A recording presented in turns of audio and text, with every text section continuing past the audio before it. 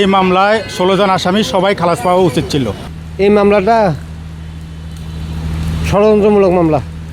আমাদের চোখের সামনে ছোট ভাইরা দেখলাম যে এরা অরিজিনালি অপরাধী না। ন্যায় বিচার পাইছি, 7 বছর কোনো বিচার পাইনো, আমি অনেক সন্তুষ্ট। 7 বছর অপেক্ষার পরে অবশেষে ফেনীর আলোচিত নুসরাত জাহান রাফি হত্যা মামলা থেকে খালাস পাচ্ছে মৃত্যুদণ্ডপ্রাপ্ত 10 জন। শুরু থেকে এই আলোচিত মামলার বিচার কার্য নিয়ে মানুষের মধ্যে ছিল মিশ্র প্রতিক্রিয়া। উচ্চ আদালতের রায়ের পরে কি ভাবছে ফেনীর মানুষ সেটি জানাবো আপনাদের। আমি এই সোনাগাজীবাসী হিসেবে আমি যেটা মনে করি যে এই মামলায় 16 জন আসামি সবাই খালাস পাওয়া উচিত ছিল। এরপরেও আদালত যে রায় দিছে আদালতের রায়ের প্রতি আমরা সম্মান প্রদর্শন করি এবং সোনাগাজীর মানুষ অনেকটা স্বস্তি পেয়েছে যে এখানে 10 জন খালাস পেয়েছে। আশা করি ন্যায় বিচারের সাথে রিভিউ করে বাকি আসামিদেরকে যেন খালাস দেওয়া হয়, এটা সোনাগাজীবাসীর দাবি।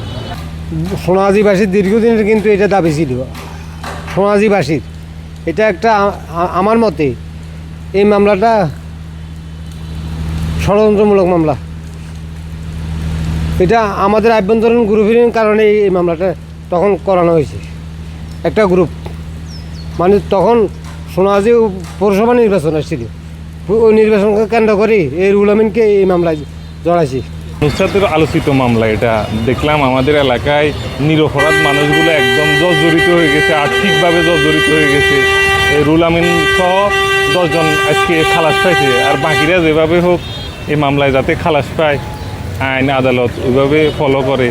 আমাদের চোখের সামনে ছোট ভাইরা দেখলাম যে এরা অরিজিনালি অপরাধী না, এরা ধ্বংস হয়ে গেছে। এই মামলার সাথে বাড়ির বিটা পর্যন্ত বিক্রি হয়ে গেছে। বাড়ির বিটা আপনারা খবর নিয়ে দেখেন, প্রত্যেকের বাড়ির বিটা পর্যন্ত বিক্রি হয়ে গেছে। আমি কাউন্সিলর মকসুদের ওয়াইফ, সোনাগাজী 4 নং ওয়ার্ডের। আমি ন্যায় বিচার পাইছি, 7 বছর কোনো বিচার পাইনো, আমি অনেক সন্তুষ্ট। অনেক আল্লাহর দরবারে অনেক শুক্রিয়া, লাখো লাখো সবার দোয়ায় আল্লাহ অসত রহমতে আমি ন্যায় বিচার পাইছি। আর কিছু বলতে পারবো না, এখন আমি অসুস্থ, মানসিক টেনশনের চাপে আছি, আমি আর কিছু বলতে পারবো না এখন।